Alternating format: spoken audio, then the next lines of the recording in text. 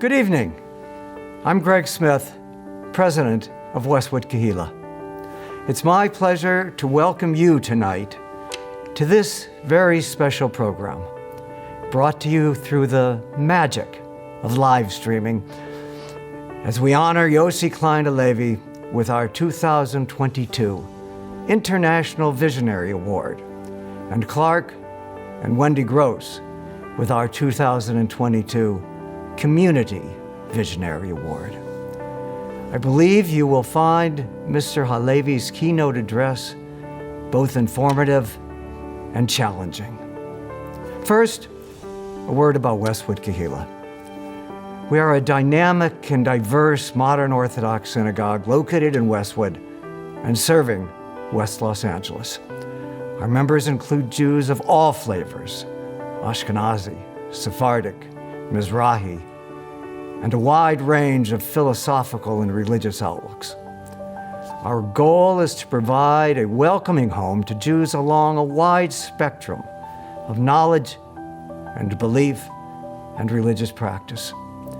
To those from families whose commitment to Judaism goes back many generations, to those who are simply beginning to explore. We are committed to knowing about the wider world as well.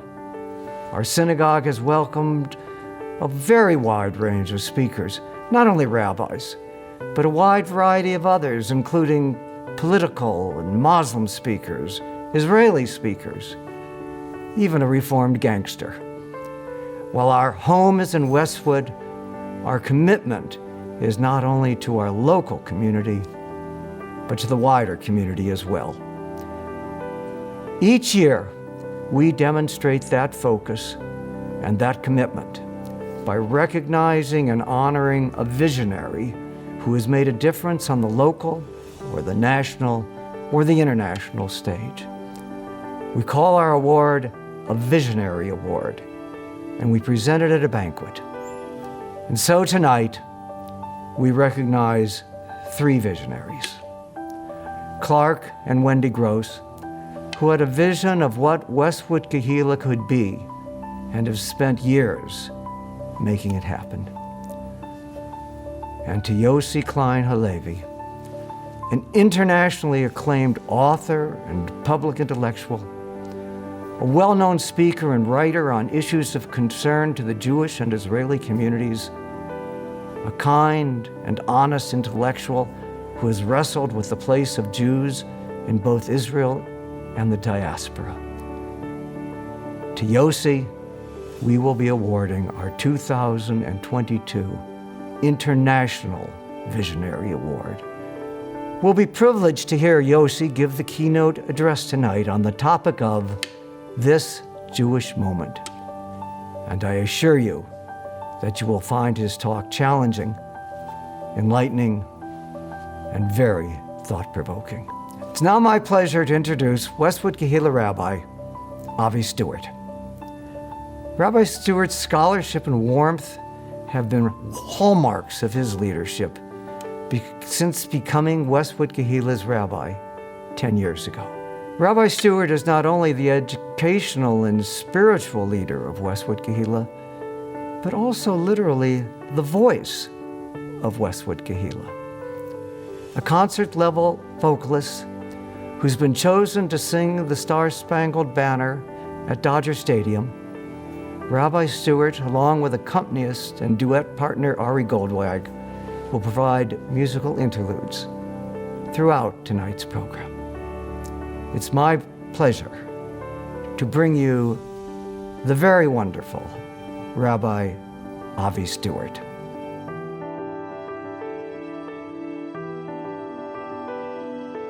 Clark and Wendy are really and truly deserving of this award, and I'm so privileged to have known them for the past 9+ years. So thrilled that they're part of our community, whether it's minyanim, whether it's being on the board, whether it's being involved with Kiddush, you name it. Clark and Wendy have been super helpful assets to our community, and their making Aliyah truly is a loss for us. On the one hand. On the other hand, aren't we all happy for them? They're so fortunate, they're so lucky they get to move to Eretz Yisrael, live in Eretz Yisrael, make Aliyah, And my bracha for us is that we all be zocha, that we all merit our own spiritual and physical aliyot. Clark and Wendy, we can't wait to see you in Israel. We hope to not just come visit, but come live even as soon as we possibly can. Hatzlacha and Mazel Tov. Clark and Wendy, thank you so much for being honored by the Westwood Kehilla. You've been a part of the Westwood Kehilla for more than 20 years. Been a part of my life for almost 10 years now, and it's been such a privilege and such a pleasure to call you dear friends of ours. And we wish you nothing but the best. We want you to have tremendous nachat from your entire family as you make this aliyah and you move up to Israel. It should be an aliyah that's not just one that's physical in terms of where you're moving places, but it's a spiritual aliyah. The Talmud tells us that Eretz Yisrael is Gavoa Mikol Ha'aratzot, that Israel is the highest of all places, the place where you can connect to Hashem in a way that you can't connect to Him outside of Eretz Yisrael. And we're so pleased and so happy for you and for your entire family. Our bracha to you is that Be'ezrat Hashem,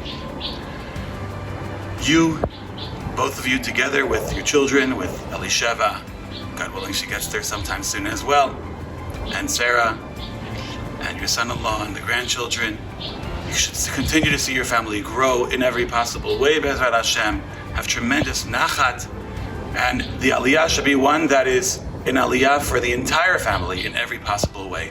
Mazel Tov, Mazel Tov.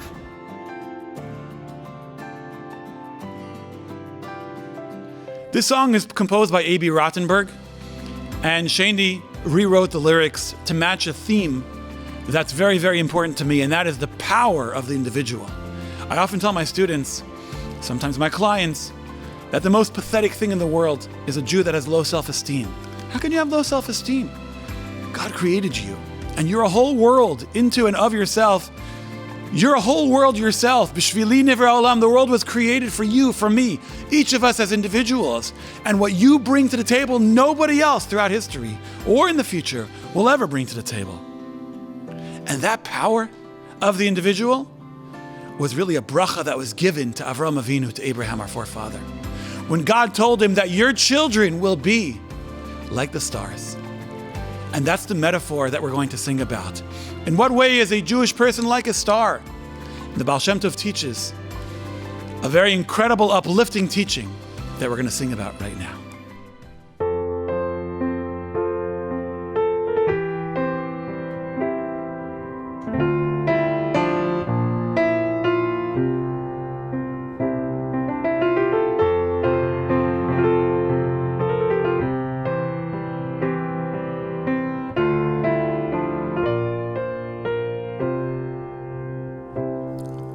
A night dark and vast, heavens open wide. Vayetzer Zoi hachutza, he brought him outside.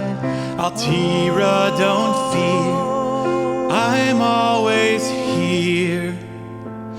Habetna hashamayma, look up at the sky. The promise endures through millions of nights, illuminated by millions of lights. The legacy of a nation to be. Your children shine bright. Each lights up the world. Every star has a mission and name. The closer you get, the brighter they burn. And you realize no two are the same. He holds each one close, for each one is a world with a vision, a story, a dream. Precious forever, you are in his eyes.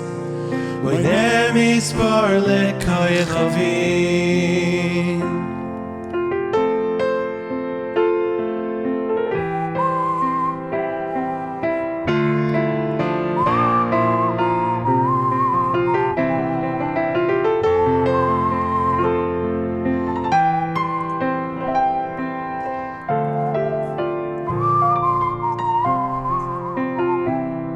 Now it's your job and mine to see every star.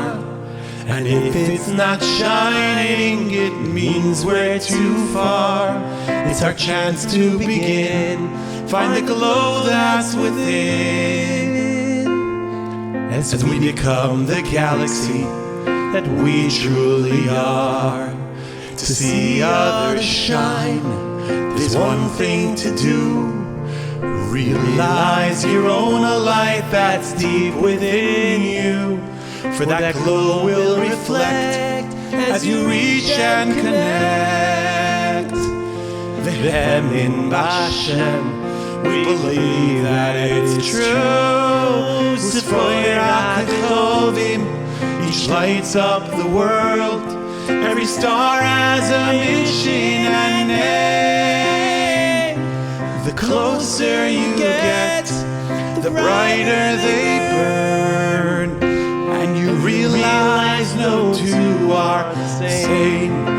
Oh, he holds each one close, for each one is a world, with a vision, a story, a dream.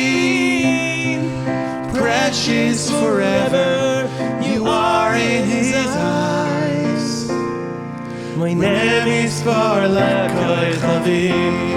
Oh, Yisforach Chavim. He lights up the world. Every star has a mission, a name. The closer you get, the brighter they burn. You realize no two are the same. Oh, he holds each one close, for each one is a world, with a vision, a story, a dream.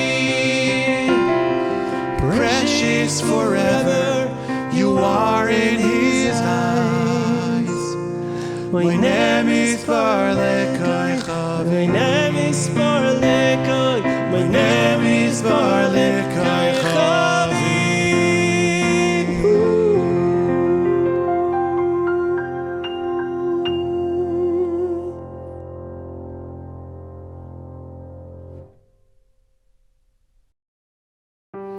Again, a special thank you to Clark and Wendy Gross, our 2022 Community Visionary Award recipients, for their commitment, their energy, and their leadership at Westwood Kehilla.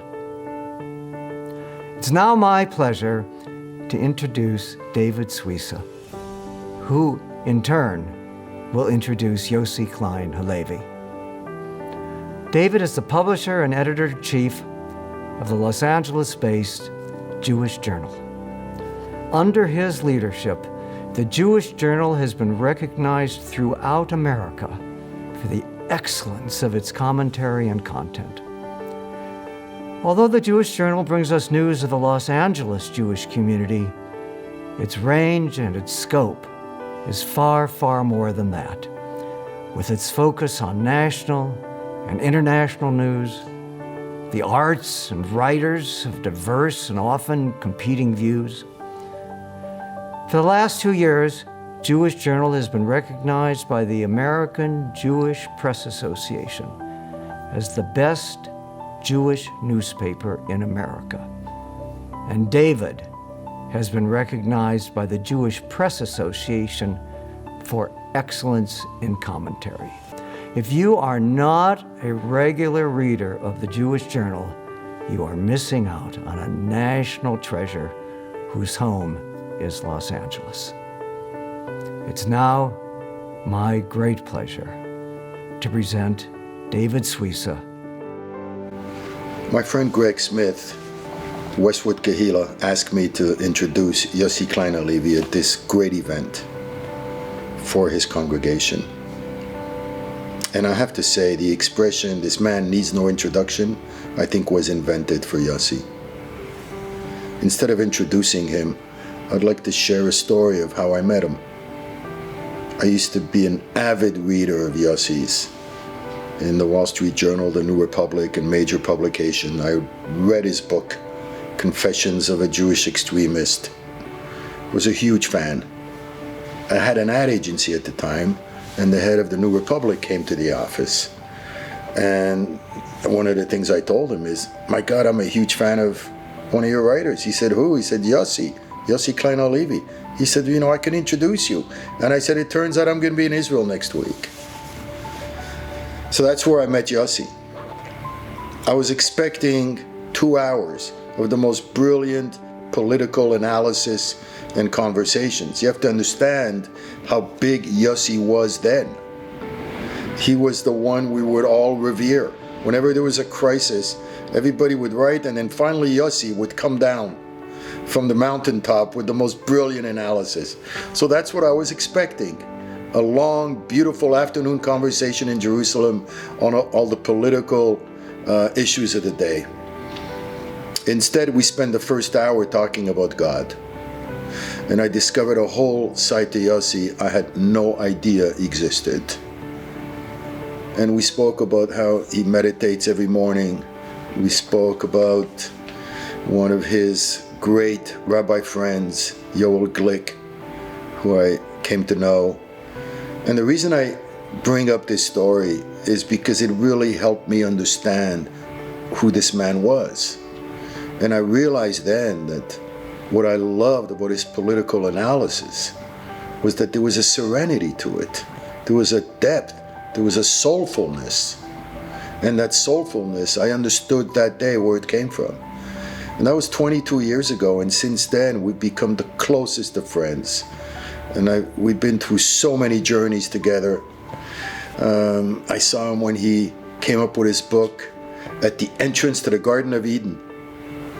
How he spent a year with the 3 big religions, with Muslims, Christians, and Jews in the Holy Land. And it was named by the LA Times as the best spiritual book of the decade.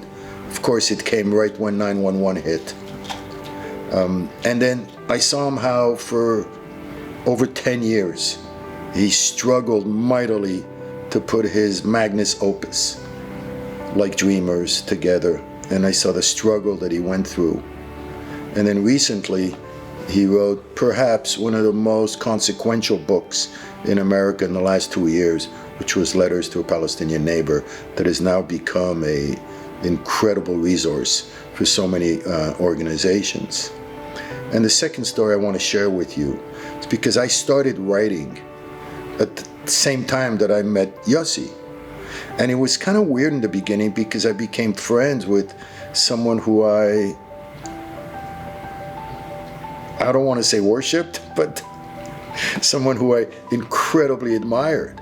I was a big fan of his, and then we became close friends. And I remember one day I was driving him to the airport in LA, and I said, Yossi, I gotta ask you this, because your writing is so beautiful, and your thinking, and it's so lyrical. And at the time I was really struggling, and I still do. I was going through 20, 30 drafts of every column I wrote. And I said, how hard is it? How much do you struggle every time you write a column? And he turned to me and he said, David, you have no idea. And I said, what do you mean? He said, I struggle over every word. And I struggle over the cadence and the music of the sentences. And I told him later how important that was for me to hear this, that I'm not alone.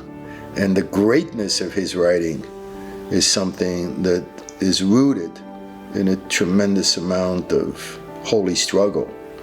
And I can tell you that the struggle that we're going through right now, the craziness and the madness and the incredible fears that we're going through, it's this bewildering time.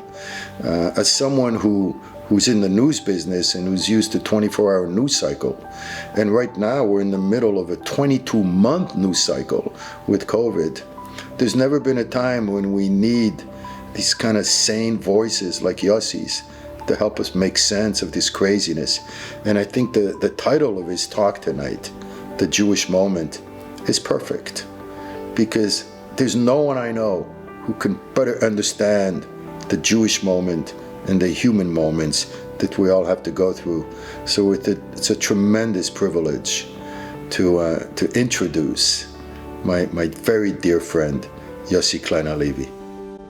David, thank you so much for your warm introduction. There's really nobody I would rather share this moment with than with you. I've been, as you know, a fan of yours for so many years, and just want to thank you for your friendship, first of all, and for the extraordinary work you do for the Jewish people, and for putting out, by far, the best Jewish paper in America. And Andy and Greg, we've been friends now for almost 40 years. I'm deeply grateful for your friendship and for your love, which I reciprocate. And thank you all for this honor. And delighted to be with the Kehilla, and given the approach that you take to Jewish life, the way in which you embrace Jews across the spectrum, I'm especially honored to be with you. So, Rabbi Stewart, Clark and Wendy Gross, friends of the Kehilla. Like many of you, I grew up in a Jewish world that, in retrospect, seems very uncomplicated. I was son of a Holocaust survivor growing up in Brooklyn of the 1960s and 70s. And the Soviet Jewry cause was my framework for public Jewish expression. Israel in those years was fighting for its life in a way that was so obvious that it united the whole Jewish people. And growing up under the shadow of the Shoah, confronting the Soviet Union, confronting the Arab world's war against Israel's existence, in some way made it easy for my generation. The moral complications the moral considerations were pretty straightforward. We were unequivocally right, the Jewish people was united, and we were facing unequivocal evil. And sometimes I feel a certain nostalgia for the clarity of those moments, of that time. Because the truth is, we live today in a very different time. We live today in a Jewish reality, both in Israel and in America, of complexity and even contradictions. And what I'd like to do with you today is unpack some of those paradoxes, to examine this moment in Israel, this Israeli moment, and also this American Jewish moment. And how do we try, despite the confusion, despite the deep lack of Jewish unity, how do we try to find some clarity and some way forward as a people? So, from an Israeli perspective, the most powerful paradox of this moment is what we could call the tension between war and peace. Are we moving toward war? Are we moving toward peace? My sense is that we're moving toward both simultaneously. First, we are what I believe is in the final stages of this prolonged attempt to stop Iran from going nuclear. An attempt that has elicited tremendous courage, creativity from our strategic community, from the Mossad, from our Air Force. But it's clear that whatever it is that we've done to try to stop Iran is not enough. And the international community was never seriously committed to trying to stop Iran. Now, the question from the beginning was always the same, which is, what is your ultimate worst nightmare? Is it a nuclear Iran, or is it a preemptive strike to thwart a nuclear Iran? from the Israeli perspective, that we have made that clear from the beginning. And from the beginning, I mean going back to Yitzhak Rabin as prime minister. It was Rabin who first, in 1993, placed the Iranian threat at the center of Israel's strategic planning. And we forget this now, but one of the rationales that Rabin offered at the time for the ill-fated Oslo peace process was to try to neutralize the Palestinian conflict, and by extension the conflict with our Arab neighbors, and concentrate on what Rabin defined already then as the only real existential threat facing Israel, which is an eventual nuclear Iran. So since 1993, we have been committed, regardless of the party in power, to doing everything we can to thwart Iran. And if all else would fail, it has been a consensus within the Israeli political and strategic community that a preemptive strike is, however nightmarish war with Iran would be, that would nevertheless be preferable than to allowing Iran, God forbid, to go nuclear.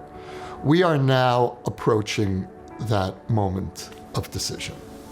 There's a growing tendency in the discourse, both in the United States and in Israel, to blame Trump's withdrawal from the Iran deal for bringing us to this moment where Iran appears very close to crossing the nuclear threshold.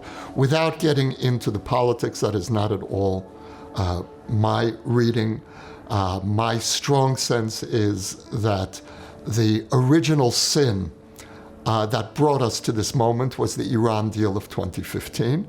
That deal allowed an open path for Iran to go nuclear. It did slow down the Iranian pace toward nuclearization, but at the same time, it also made it possible for Iran to see a very clear path toward nuclearization.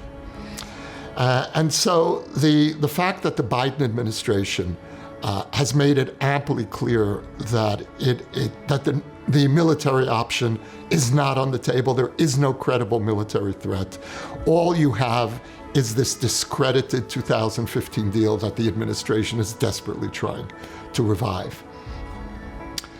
And so my growing conclusion is that without a credible military threat to force Iran to compromise, the only alternative is an actual military threat. And that's part of the paradox of dealing with a bully regime like Iran's. If you don't project credible threat, in the end you'll find that you have no alternative but to actually rely on military power. The danger of a nuclear Iran is, first of all, the question mark that it places over the entire region.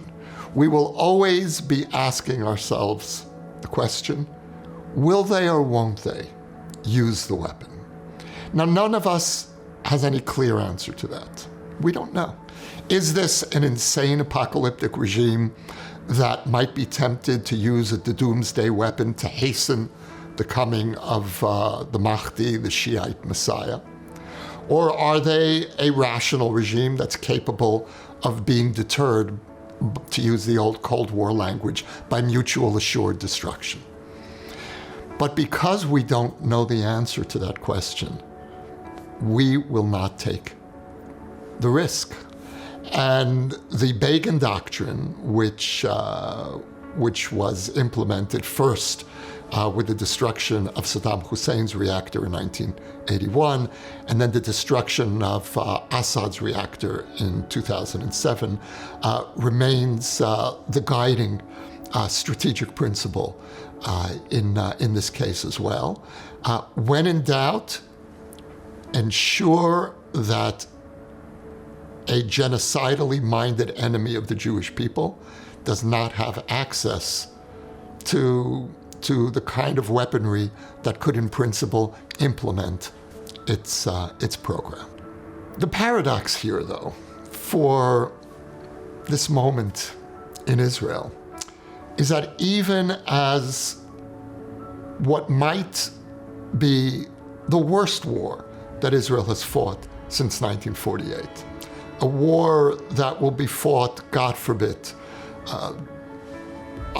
against the home front, a war that would be fought through missiles aimed at our neighborhoods, a truly nightmarish war.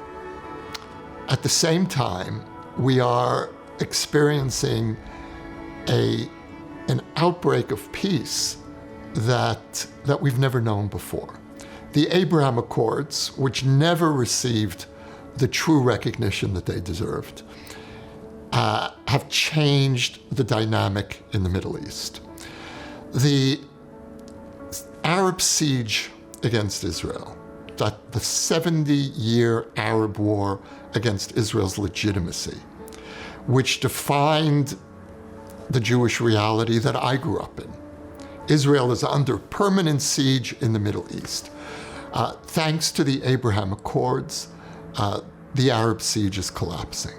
The Abraham Accords not only widened the circle of Israel's formal peace agreements, but for the first time created a working model of genuine normalization between Israel and Arab countries.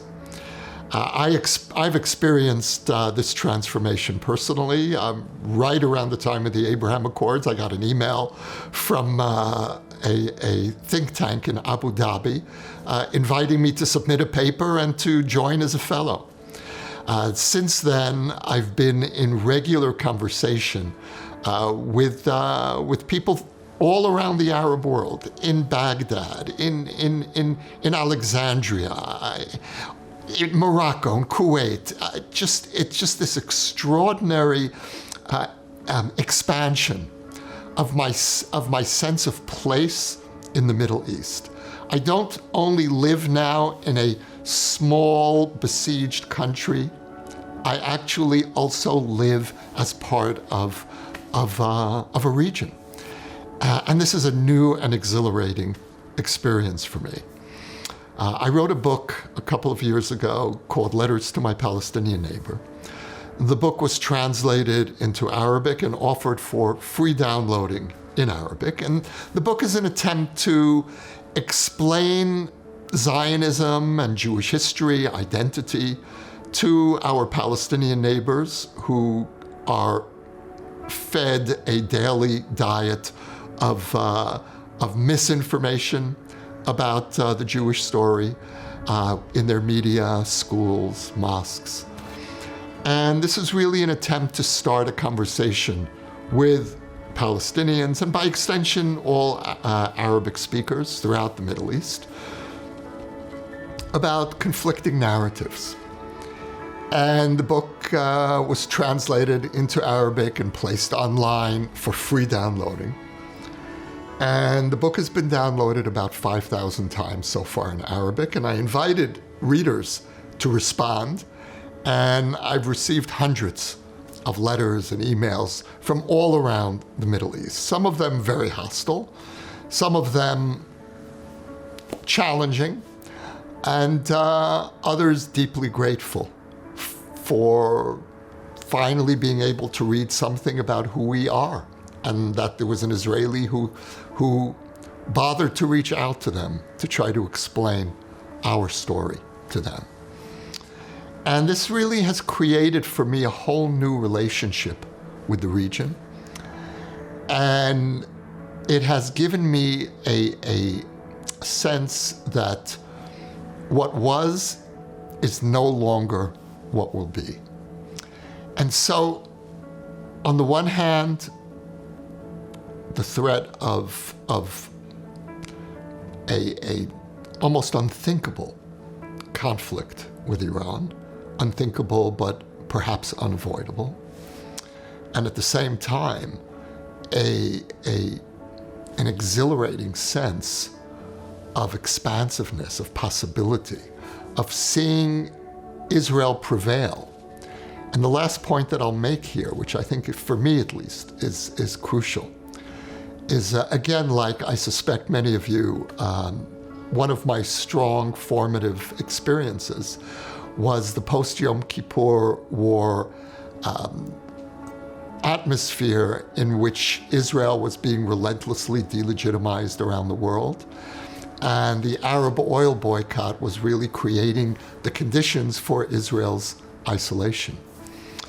And helping to lead the Arab oil boycott almost half a century ago were the very Gulf countries that today are leading the process of normalization with Israel. And so this is what gives me hope. This is what keeps me as an Israeli from only looking at threat. Nevertheless, we live with threat. We absorb threat as part of our daily life. That's been a given in the Israeli experience.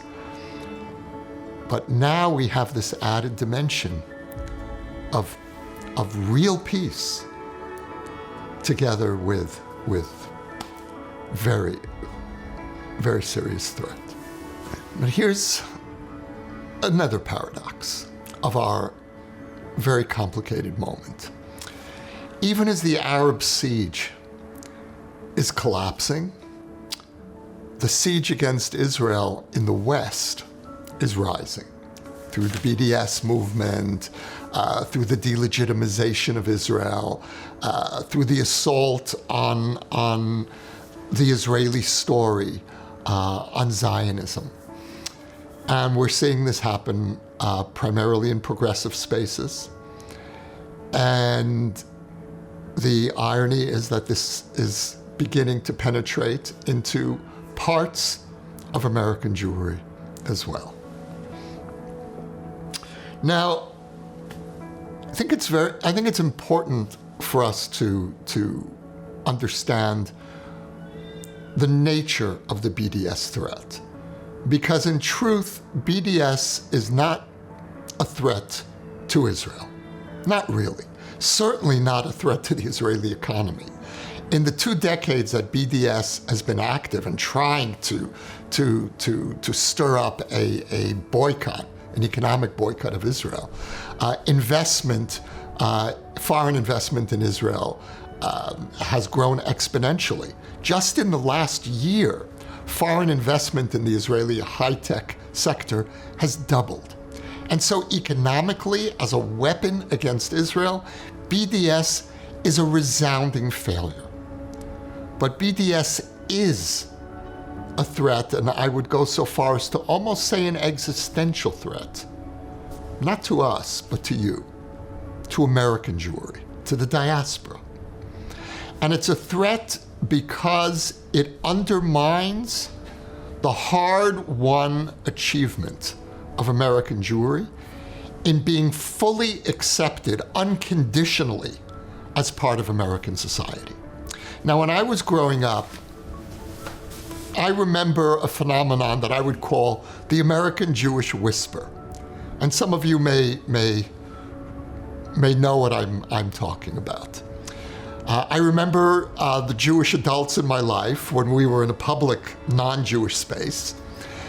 If the word Jew was mentioned, they would lower their voice several octaves. And it didn't matter what the topic was. You didn't mention the word Jew without lowering your voice. In the last 2 generations, I noticed on trips that I would take back to the US, the gradual disappearance of the American Jewish whisper. Jews began to feel completely comfortable in the American public space.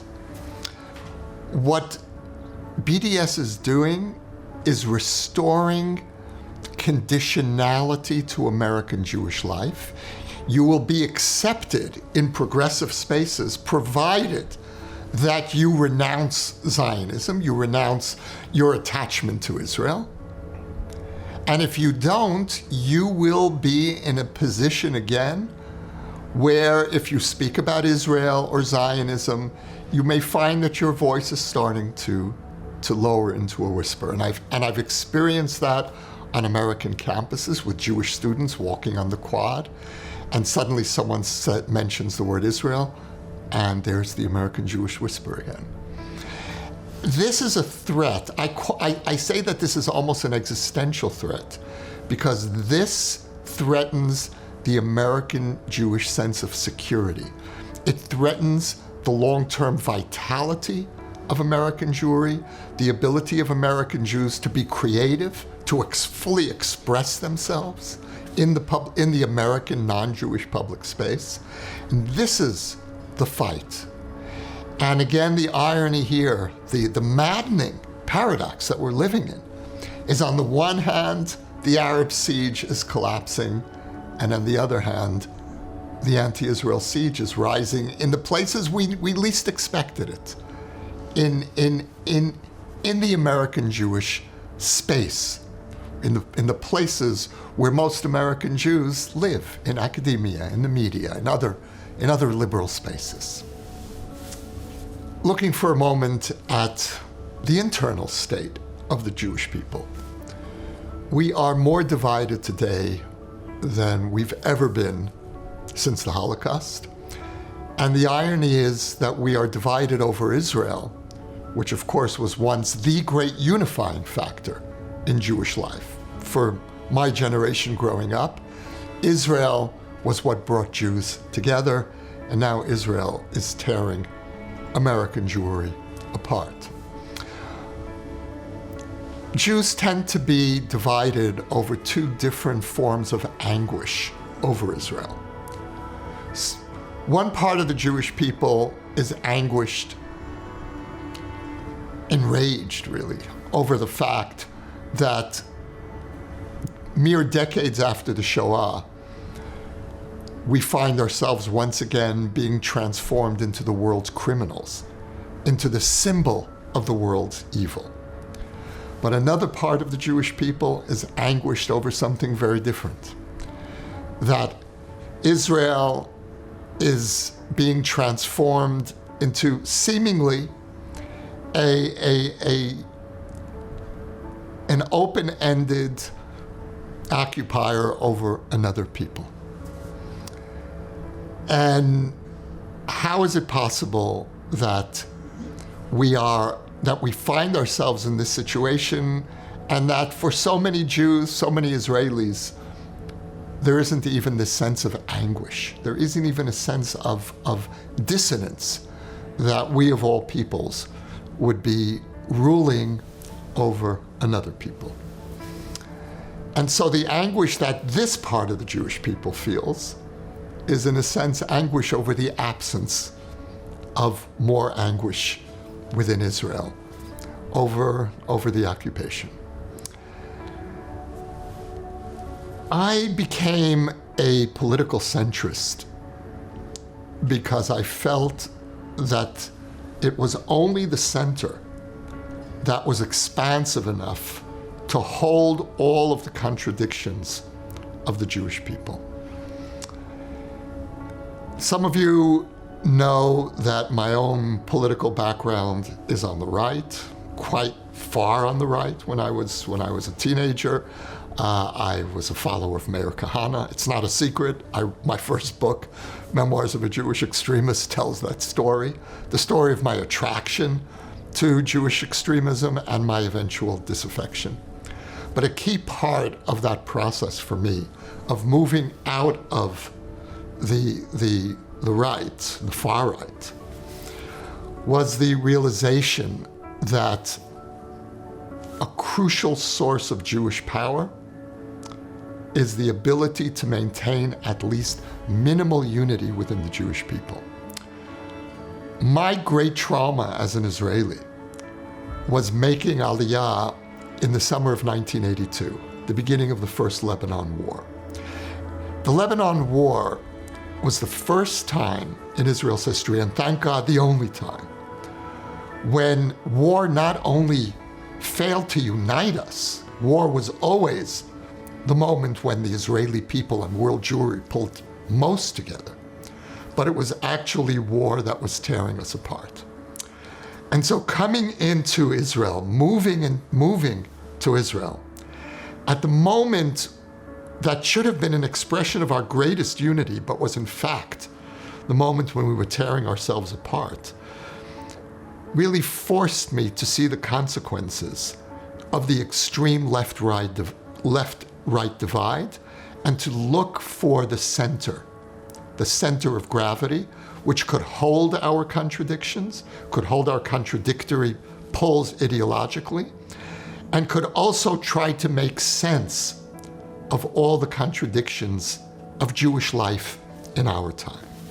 Now that brings me to this moment in Israel, where we are now half a year into what is by far the strangest, most unlikely government, not only in Israel's history, but really an experimented government that I think is unique in the world today.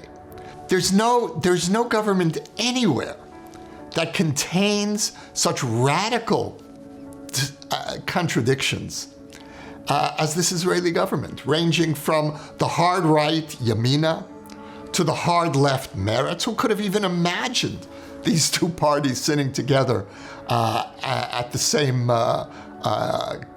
table? Let alone Avigdor Lieberman, who for years has been running on an anti-Arab ticket, together with the Islamist Ra'am party. It's a surreal government. And yet I celebrate this government as an expression of the Israeli capacity to hold our contradictions together. And to my mind, this government is really a miracle. The fact that it was created at all, the fact that it's lasted this long. And so we're really looking at a phenomenon that I think both embodies the contradictions of this time, the uncertainty of this time with which I've been trying to unpack, and at the same time contains an extraordinary response to these contradictions that are threatening to tear us apart. We went through 3 maddening years of political deadlock, four unresolved elections. We were heading toward our 5th. There were fears that the political system would not hold, that its legitimacy was fraying.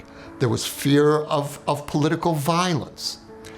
And so this government, which calls itself a government of change, to my mind is really a government of national healing and even of rescue. But most profoundly, it is a government of contradiction, in the best sense of the word. A government that models what it's like for us to hold our contradictions together. And I'd like to focus on what I believe is the most intractable internal Israeli contradiction, which I see as potentially this government's greatest contribution to the long-term growth and maturation of Israeli society. And I'm speaking about the place of Arab Israelis within a Jewish state. 20+% of Israeli society are Arabs. Now, Zionism actually has a responsibility to 2 peoples. First of all, Zionism recreated the Jewish people from disparate, scattered communities back into a functioning, intimate people. And that was the great achievement of Zionism. But at the same time, Zionism created a second people, the Israelis. Now, of course, there's a great deal of overlap between the Israeli people and the Jewish people. But these 2 peoples are actually not quite the same. As we all know, there are many Jews who are not Israelis, who belong to the world Jewish people. And there are many Israelis who are not Jews. And Israel has yet to begin the process of asking the hard questions of who is an Israeli? What is an Israeli? You know, we have coalition crises periodically over defining who is a Jew. We need to start asking ourselves, who is an Israeli? And this government has put that question on the agenda. My reading of Israel's Declaration of Independence is that the founders envisioned the state that they were creating as essentially holding together two identities. First of all, Israel would be the state of every Jew, whether or not you were an Israeli citizen. And at the same time, Israel would be the state of all of its citizens, whether or not you were a Jew. This is the tension, the great contradiction, the paradox at the heart of Israeliness. And if we forfeit one identity or the other, if we forfeit Israel's Jewish identity or Israel's democratic identity, this will no longer be the modern state of Israel. And so we are fated to struggle between these two very difficult identities, made even more difficult by the fact that our non-Jewish minority is not simply an ordinary minority, but happens to be a minority that is part of a region that until recently was actively hostile to Israel's existence. And so there are layers of complexity here to unpack. Now, honestly, if you're asking me whether my ideal Arab political partner would be an Islamist party, my answer to you is certainly not. Even an apparently pragmatic Islamist party like Ra'am. But as we say in Hebrew, Ze ma yesh, that's what there is.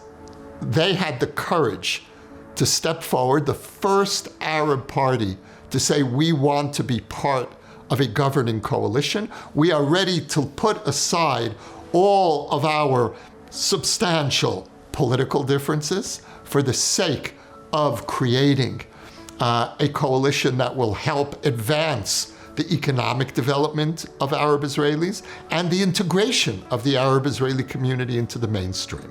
That is the greatest that's the greatest domestic challenge facing Israel.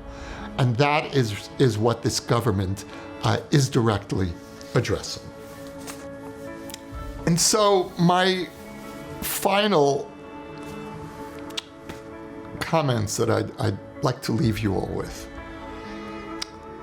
is that what seems to me required of Jews at this moment, whether Israelis or American Jews, is not giving up our ideological commitments, but placing those within the context of Klal Yisrael, of the wider Jewish people, of placing our sectarian Jewish commitments in a subservient position to the Jewish people in its totality, and paying attention to the complexities of this moment, which often scramble our ideological certainties, and they certainly did for me. In some sense, that's the story of my transition into becoming an Israeli. It was the realization that things were much more complicated than I thought they were. And again, to deal with complexity does not require giving up our ideals, quite the opposite. But it does require paying careful attention to nuance. And no less important, it requires paying attention to Jews with whom we disagree, to listen to them. Sometimes it's very painful, sometimes it's unbearable. And I've spent my career, really building my career, listening to Jews, listening to Israelis with whom I profoundly disagree, and struggling with all of the different ideas that create the Jewish people today. What I've learned from the 40 years that I've lived in Israel is that the logic of what we call here the ingathering of the exiles, bringing Jews together from 100 different countries, literally, with every conceivable different idea about how the world works and should works, what a Jewish state means, and bringing all of these radically disparate kinds of Jews into one little overheated spot on the Mediterranean coast and say, okay, now figure it out. And the way to figure this out is by listening to each other. And I say that not only for the sake of democracy, for the sake of a democratic, pluralistic culture, which I obviously believe in deeply, but more deeply for the sake of keeping the Jewish people together. Because the only way that we're going to hold the Jewish people together is if we respect the contradictions that we're facing and the contradictions that make up Jewish identity today. Thank you again for this very touching honor. And I'm deeply grateful for your friendship, for your commitment to the Jewish people. And I wish I were there in person, and God willing, one of these days, Shabbat at the Kehilla. Be well and kol tuv.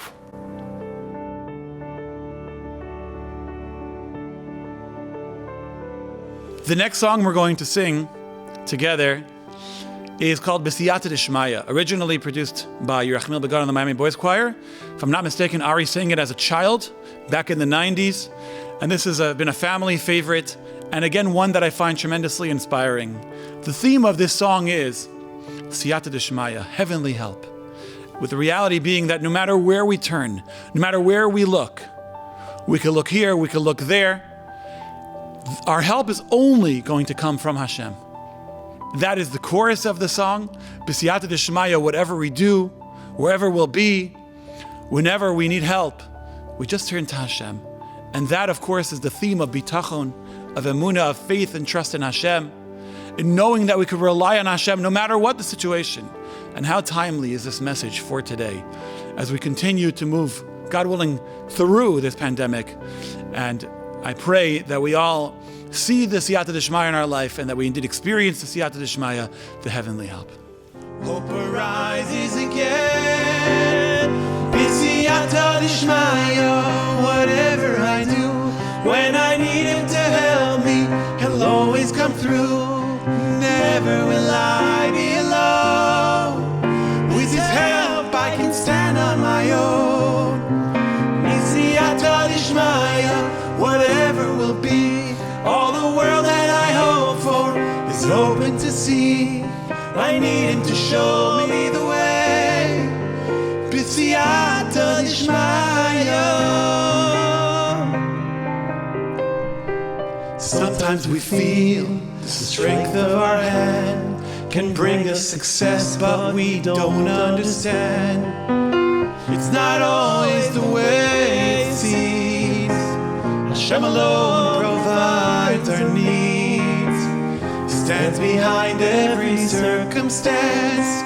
No, it's not only by chance. No, it's not only by chance. B'siyata D'Shmaya, whatever I do, when I need Him to help me, He'll always come through. Never will I be alone. With His help, I can stand on my own. And B'siyata D'Shmaya, whatever will be, all the world that I hope for is open to see. Just ask Him to show me the way. B'siyata D'Shmaya.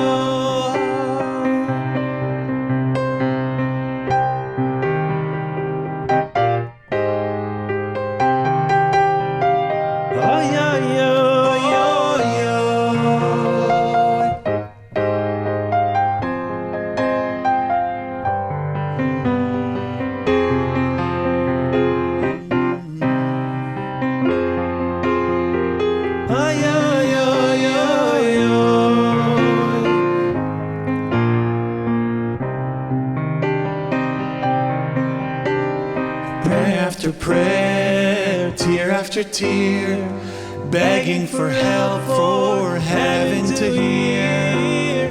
When Hashem is at our side, every door is open wide. Our only hope is to look to the sky, where He waits for our cry, where He waits for our cry. B'siyata d'ishmaya, whatever we do, when we need Him to help us, He'll always come through. Never will we be alone. With His help we can stand on our own. B'siyata d'ishmaya, whatever will be, all the world that we hope for, hoping to see. We need Him to show us the way. B'siyata d'ishmaya, b'siyata d'ishmaya, whatever will be, all the world that we hope for is open to see. Just ask Him to show us the way. B'siyata d'ishmaya, b'siyata d'ishmaya, b'siyata d'ishmaya.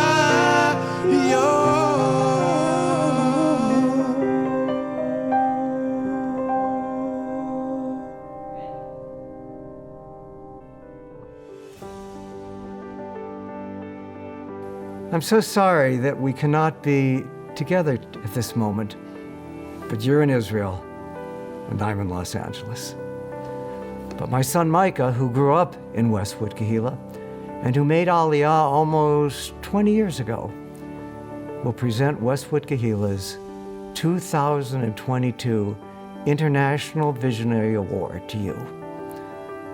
Micah is the founder of Open Door Media, whose short narrative films and feature-length documentaries have been featured on Netflix and have won awards at film festivals around the world. It's now my pleasure to introduce my son Micah. Yossi, it's my pleasure to present to you the Westwood Kehilla's gift, commemorating today's events and recognizing your intellectual contributions to world Jewry. Your words are always a clarion call, like the shofar blast, to the Jewish people. I'm honored to present you this beautiful shofar. The plaque that accompanies it reads, International Visionary Award, Yossi Klein Halevi, Thinker, Seeker, Mensch. Thank you. Thank you so much. And thank you all. And this is really beautiful. My very first shofar.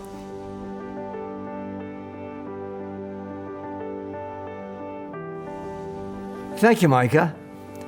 A special thank you also to David Suissa, who so kindly participated in our program.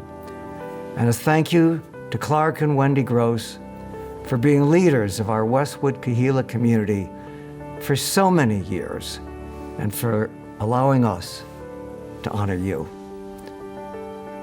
A very special thank you to Yossi Klein Halevi for permitting us to honor him and for his insightful keynote address on this Jewish moment. Thank you also to Rabbi Stewart and Ari Goldwag, whose music has added so much to this event. And thank you also to Micah Smith for filming Yossi Klein Halevi's remarks and being our conduit for delivering his well-deserved award. And thank you, Samson Sound and Lighting, for helping us bring this program to you. And finally, thank you to our viewers and our contributors. Your support means a lot to all of us at Westwood Kehilla. I know this has been a unique way to present a banquet, and Rabbi Stewart and I, and the Westwood Kehilla, and all of our members and friends give you a special thank you for your presence. We hope to see you often during 2022. Take care and good night. The unity of the Jewish people is the theme of this song, the Achdut. The Torah tells us that we Jews are so connected to each other that not only are we obligated to love each other, even if something is done to you by someone else, another Jew, you're not allowed to take revenge. Lo tikum. Why not? It's the equivalent of, imagine you're in the kitchen and your right hand is slicing up a carrot and the knife, God forbid, cuts your left hand. Would you think that your left hand should pick up the knife and cut the right hand? It's nonsensical. It's ridiculous. We Jews are so connected at our core, at our neshama, at our soul, that we are meant to be one. And that's the theme of our song, Forever One. That's community. That's the Jewish community. That's us here at our beloved Westwood Kehilla, the Los Angeles community, the greater Jewish community throughout the world. And the song climaxes in the words that soon Mashiach will gather all the sparks, all the Jews from around the world, to make us again one with real unity with the coming of Mashiach Tzidkenu Meher V'Yameinu.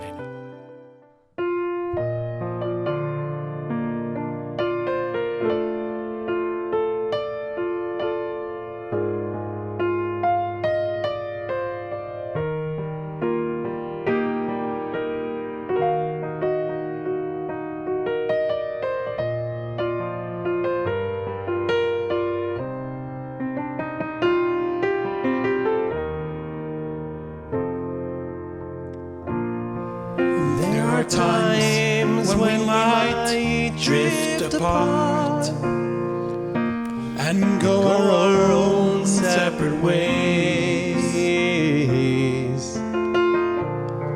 but the spark from above that we share is alive and ablaze.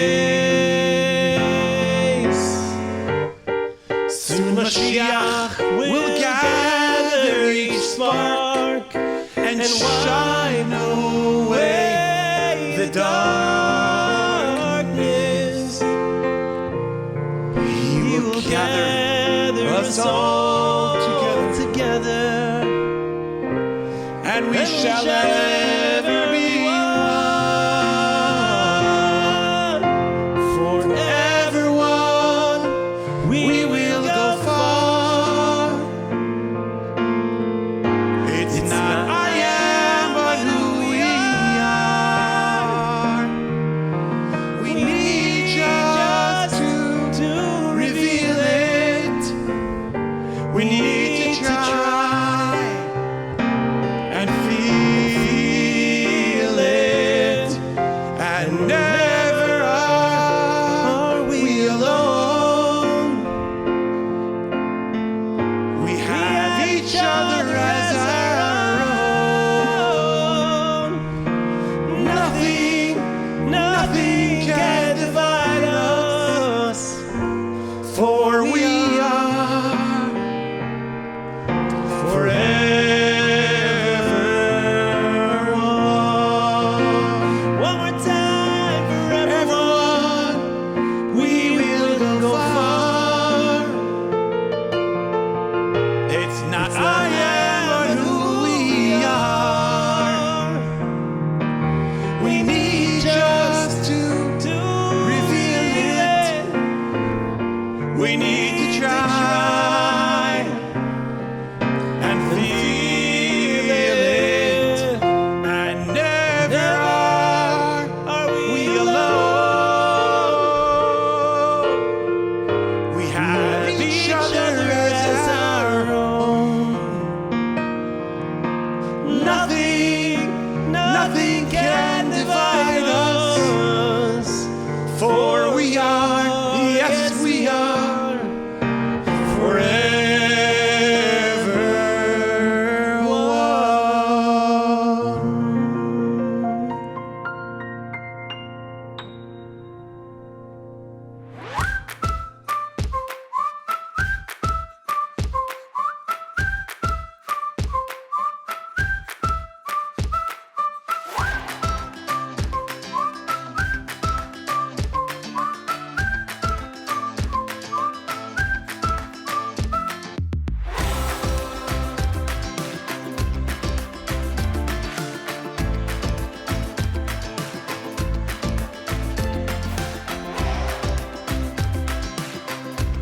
Special program brought to you, blah, blah, blah, blah, blah. I guess I don't have any words on the screen anymore.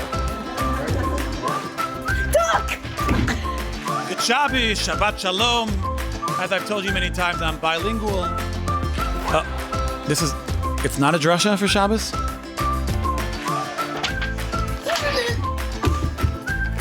And don't forget to drive home safely. Oh, you're already there. Good night.